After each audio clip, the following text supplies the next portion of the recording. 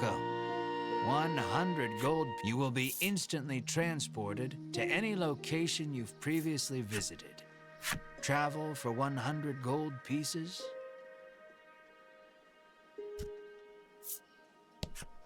It seems the sound of a flute could once often. His neighbors complained about the noise, though, and all has been quiet since.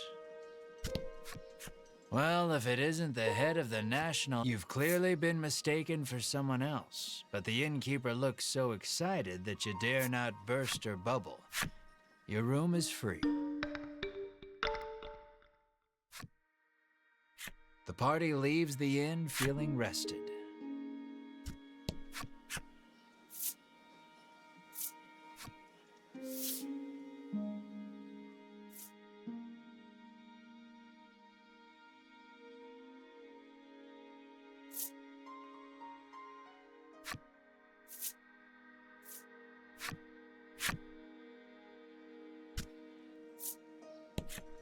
The man says you'll need a torch to explore cave, and he adds, it just so happens you can buy them at the item shop. You get the feeling he probably works. The man scours his skin with a washcloth. Apparently, he blames his natural musk for it. You catch a whiff of scent wafting off. An idea strikes you. Maybe getting rid of the toxins within the body would get rid of the odor without. You fish around in your bag, but can't seem to find an antidote anywhere.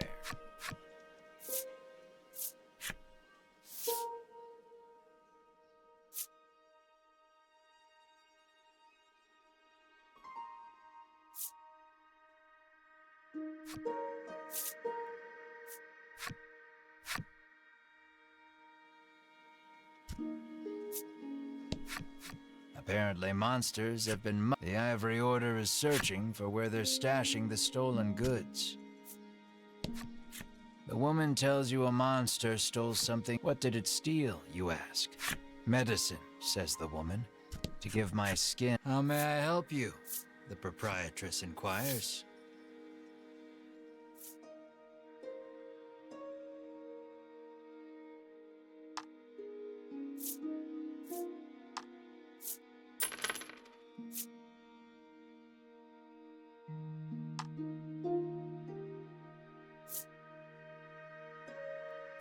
Will that be all? The proprietress asks.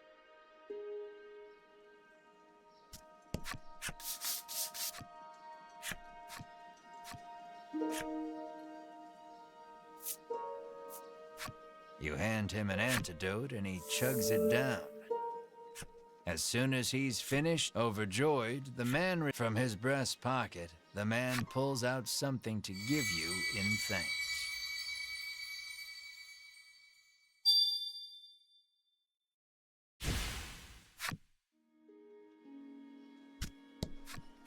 This is the game parlor. Come play cards, the boy at reception calls.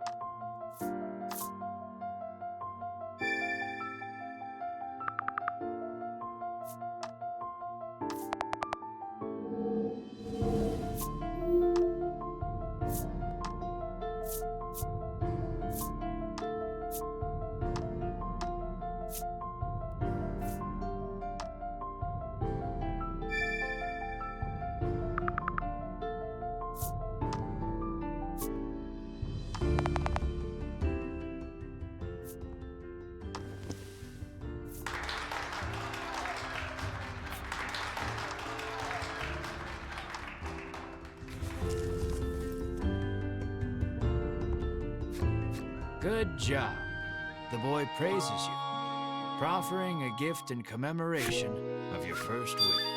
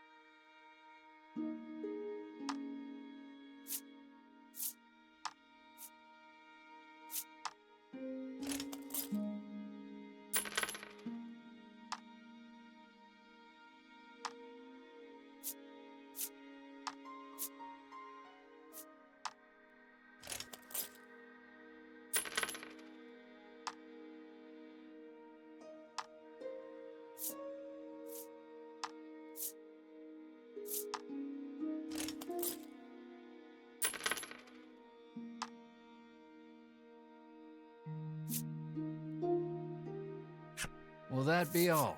The proprietor asks.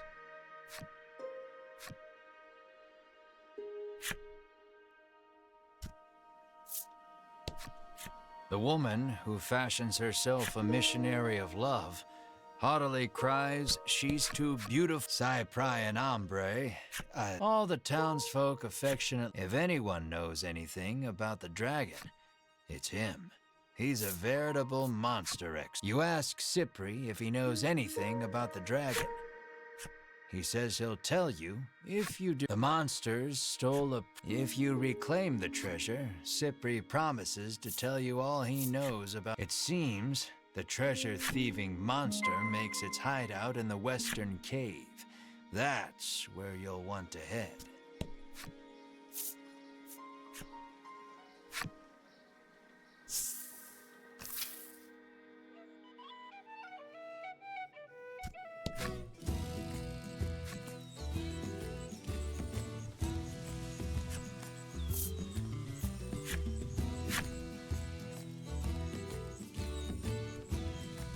Light can't reach the furthest depths of the cave.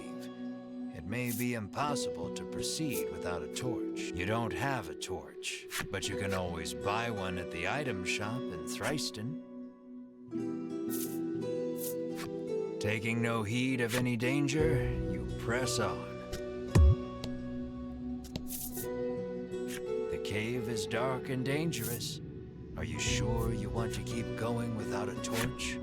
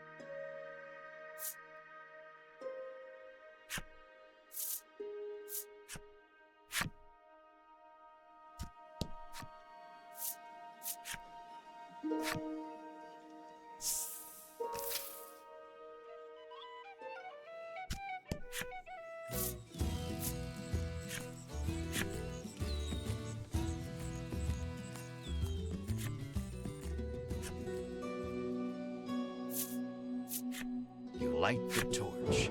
It'll be much easier to explore now with your surroundings better illuminated.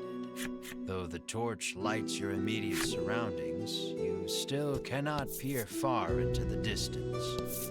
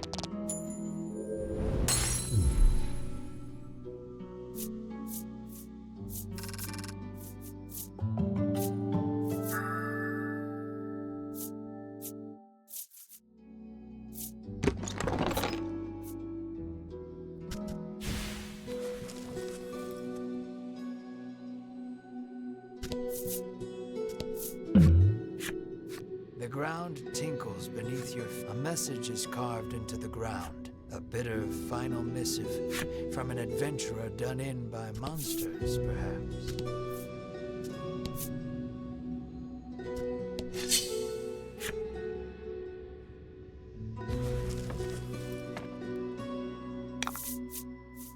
About the enemy.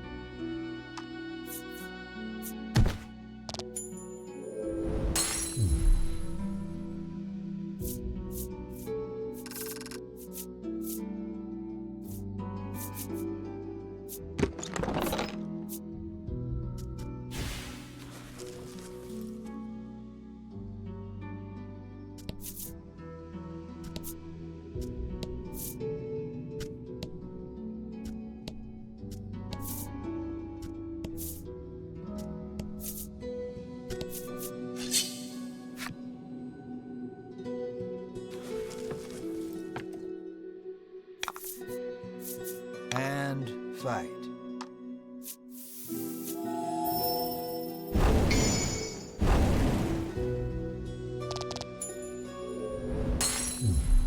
Excellent.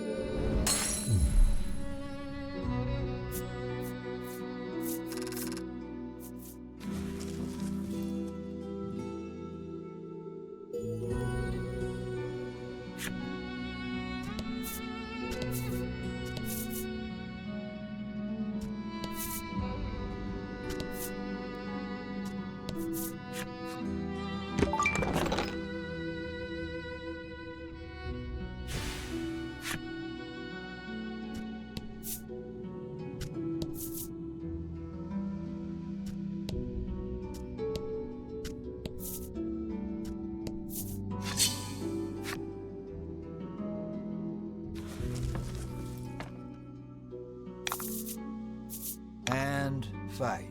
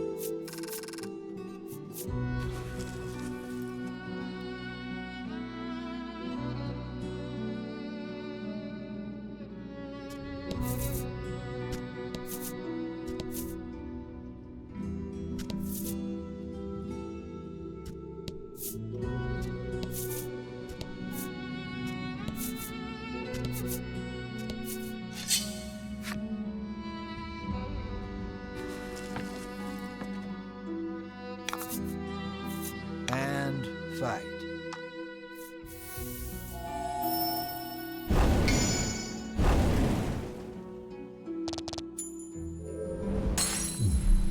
Nice work.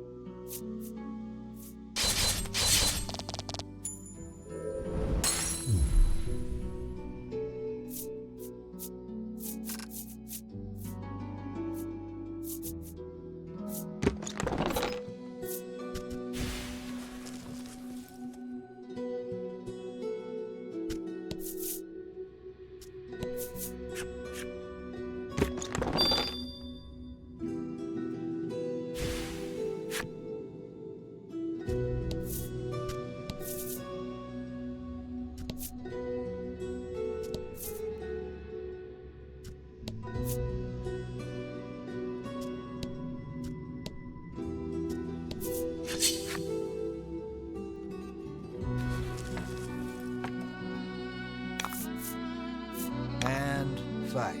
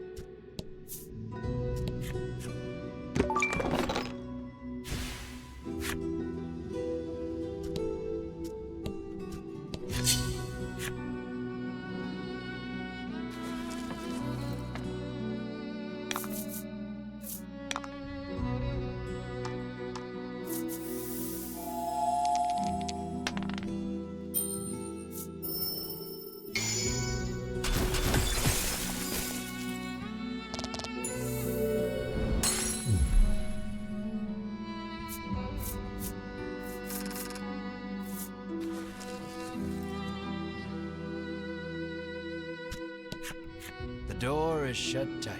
Upon closer examination of the door, you spot a cavity that looks. You put the magic sphere into the cavity, and the door opens.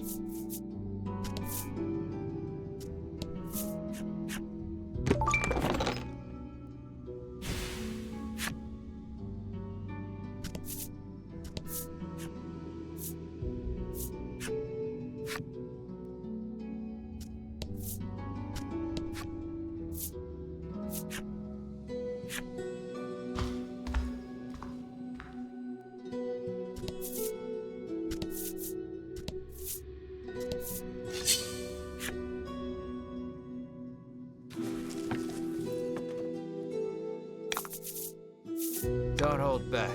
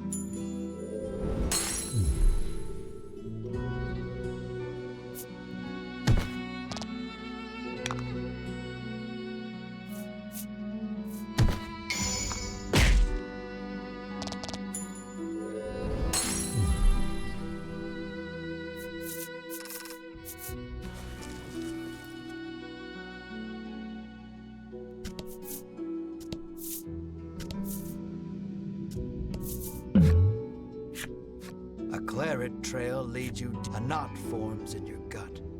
Another message comes into view. What horrors transpired here?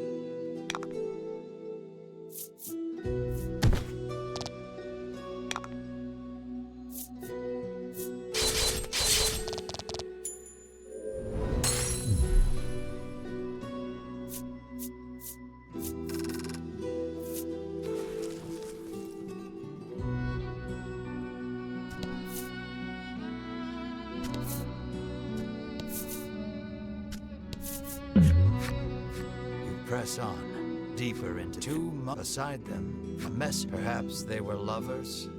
Whatever, you gently pry it free, bend a knee, and say a small prayer for the dearly departed.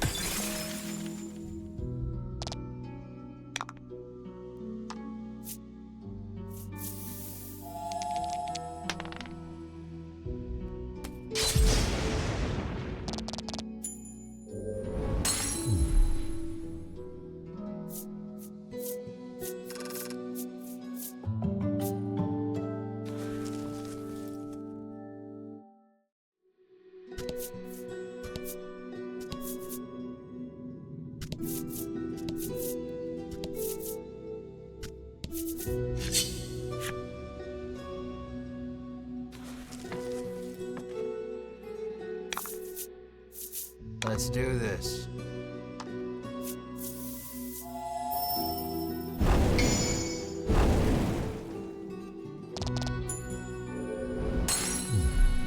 Fortune favors them.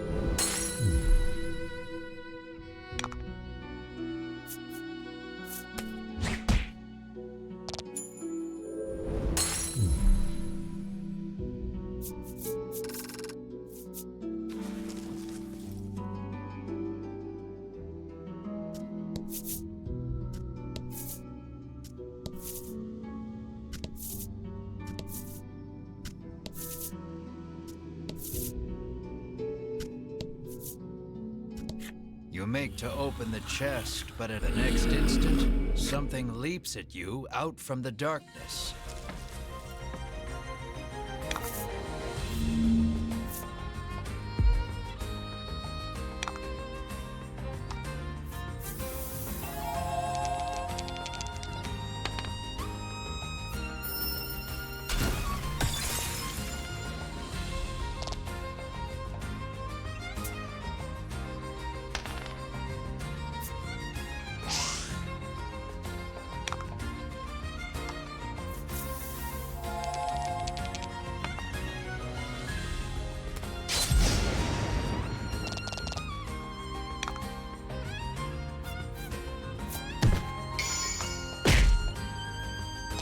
Fortune favors the bold.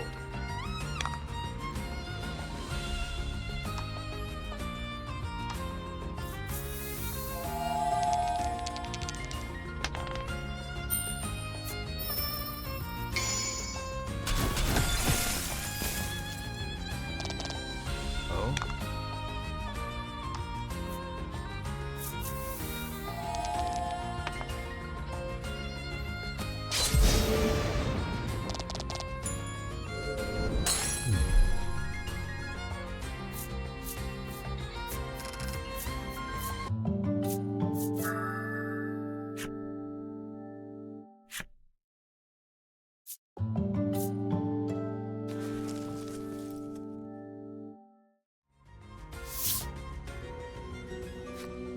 monster defeated, you turn toward the treasure chest and see those Ivory Order jerks rooting through it.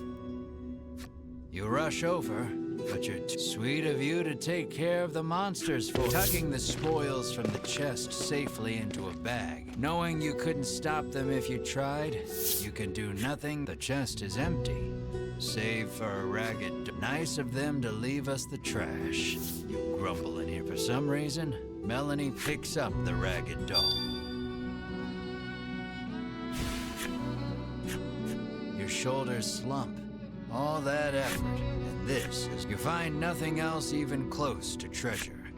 Hope Cypri is ready for... Leave now would be the fact. You decide to stay and explore the cave a little longer.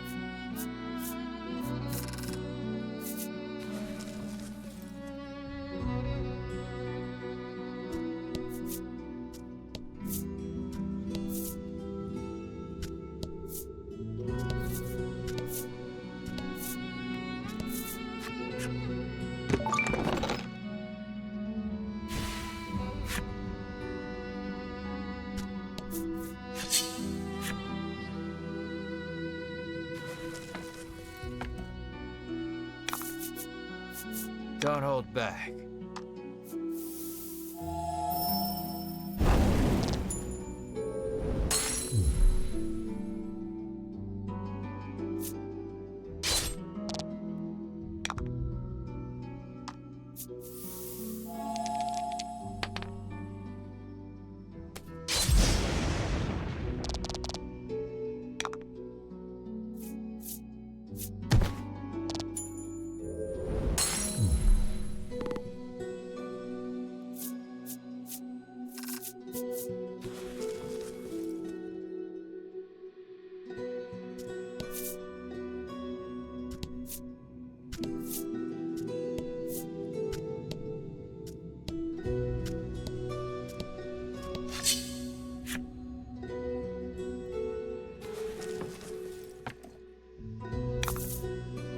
Let's do this.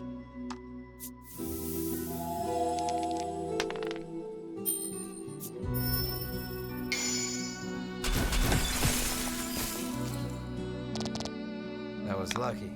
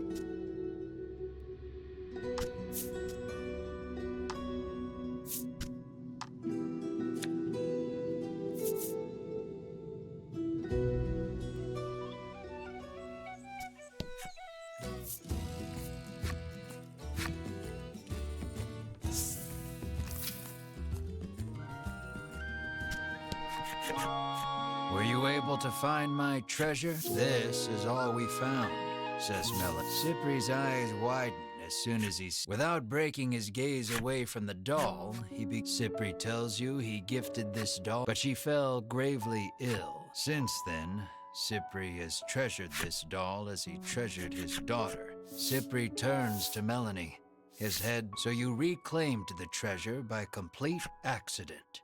You step closer to Cypri. What do you know about the dragon? Cypri gestures as if to say, far to the east of town is a place called Unionville. According to Cypri, you might be able to learn something there. Upon hearing that, you turn. Cypri calls out to stop. You'll need this, he says, and holds out something for you. You won't make it through the bewildering wood without your sights set on the distant Unionville. You resolve to navigate through the bewildering wood.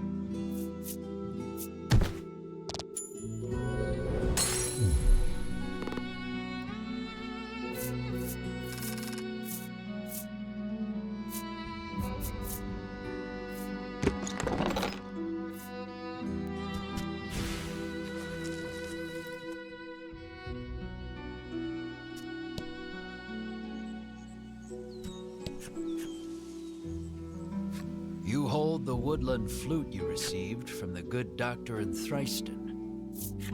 Doot-doot-doot-doodly, doot-doot-doot-doo. You blow a handful of pleasant enough notes into the woodland flute. You soon become aware of accompanying percussion, which reveals itself to be a young woman appears before you. That was absolutely dreadful, she whined. She calls herself Riddis and declares her by sheer coincidence, the flute on which you played those notes was once stunned by your good fortune. What luck!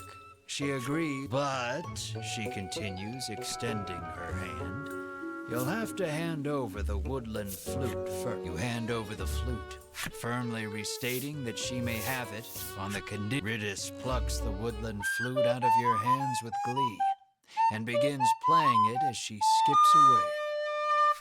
Well, playing is a generous. Riddis makes it clear that the fastest way out. It's that away, Riddis says gleefully, pointing past the stela before you.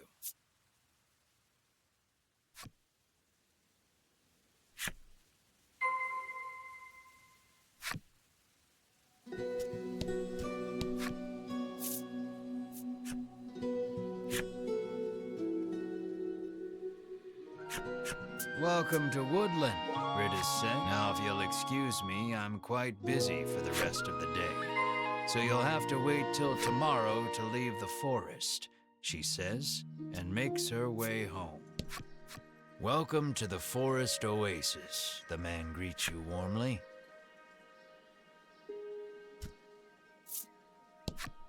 You happen upon a man greedily guzzling well water. Could it truly be that much better than ordinary water?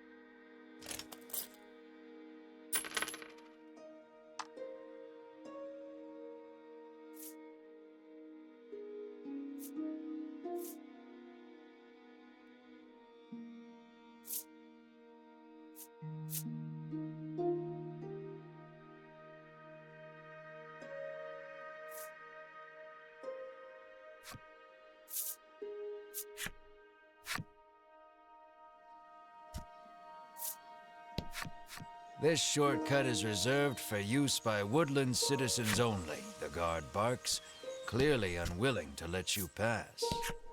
Apparently she's heard rumor our village would burn down so easily, she mutters, perhaps a bit more afraid of the symptom than the cause. You learn that Riddis's family is mine. We are not in the business of meddling in the personal affairs of others, Melanie says curtly, cutting her off.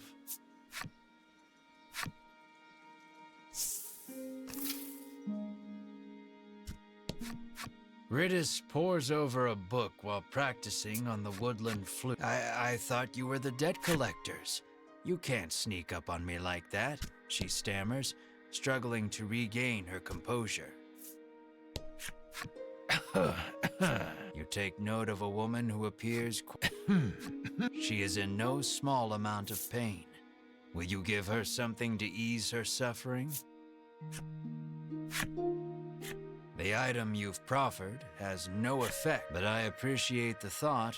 Riddis's mother hands you mysterious card 3 as a token of her gratitude.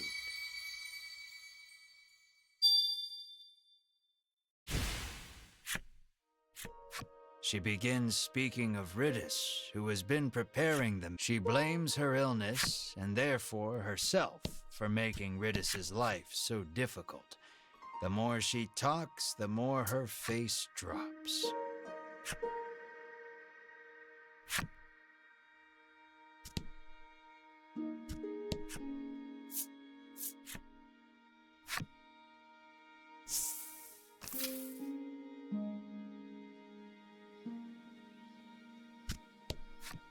Been a while since we've had any out. It turns out this inn is simply a place where the poor lost souls trapped in the bewildering wood may recover.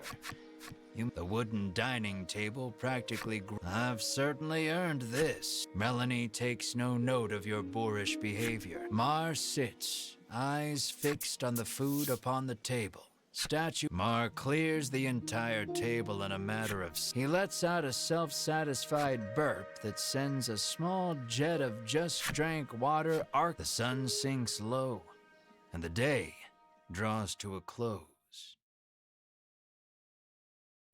A scream pierces the silence. The others follow suit, and before long you've burst through the... Riddis's house is ablaze, a nearby villager screams.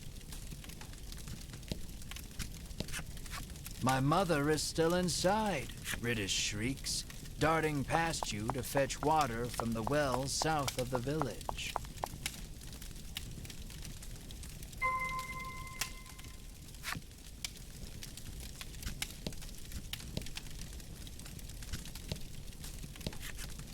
Riddis is gathering water in an attempt to fight the blaze all on her own. Mar's eyes light up. He scrambles over the edge of the well and sucks the well dry in an instant. He pokes at his swollen belly and gestures toward Riddis's house, as if to say, "Get me back there, quick."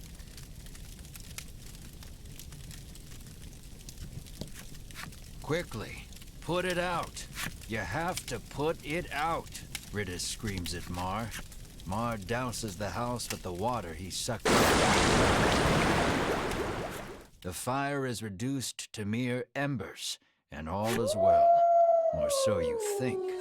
Something darts out from behind the house and attacks.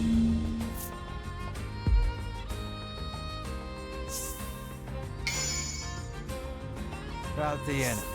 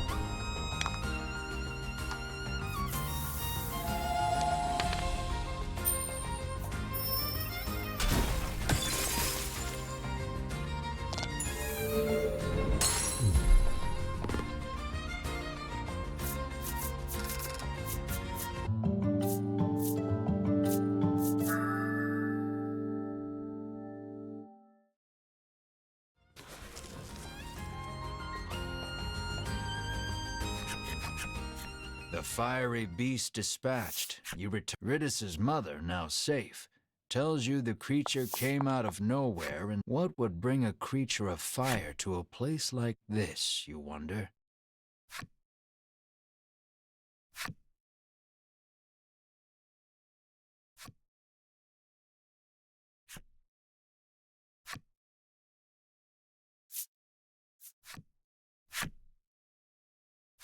Light breaks on a new day, and the commotion of the fire feels but a nightmare. You lead your party to Riddis's house to ask for safe passage out of the bewildering wood.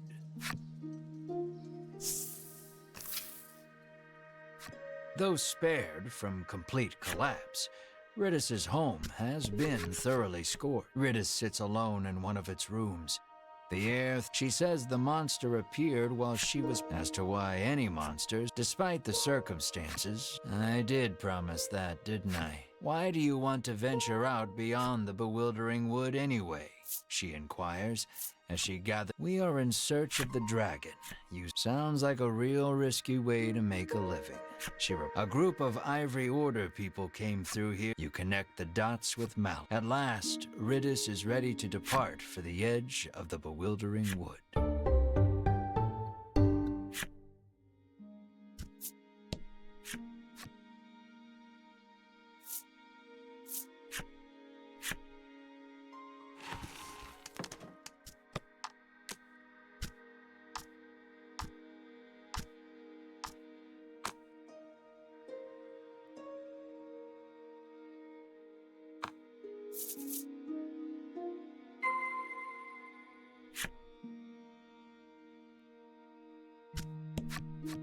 Riddis's mother tells you she was once to. Riddis has been working to repay. You lightly press your thumb and forefinger to the corner of each eye, a mixture of sadness and anger swirling within you.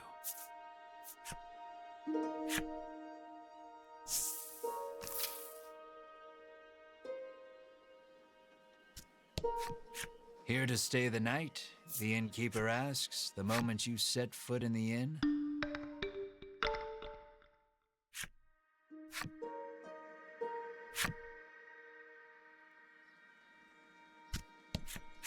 This road takes you to. Upon seeing that Riddis is with you, he steps aside and lets you through.